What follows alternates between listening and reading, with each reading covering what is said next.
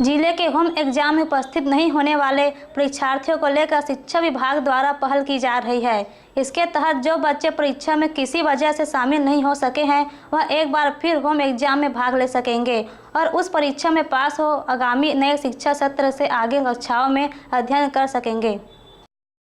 पहली से 8वीं तक बच्चों को फेल नहीं करना जी। तो हमने निर्देश ये दे दिया है कि जो बच्चे अब्सेंट हैं तो जो लोकल परीक्षा है उसके लिए वो फिर से उनकी परीक्षा लें और उनका परीक्षा परिणाम घोषित करें, क्योंकि किसी भी बच्चे को फेल नहीं करना है। 5वीं और 8वीं में क्योंकि जिला स्तर से बोर्ड के पैटर्न पर परीक्षा ली गई है, यदि कोई बच्चा अब्सेंट है तो उनका विशेष हम एक तिथि निर्धारित कर रहे हैं, उस बीच में परीक्षा लेकर के उनका परिणाम घोषित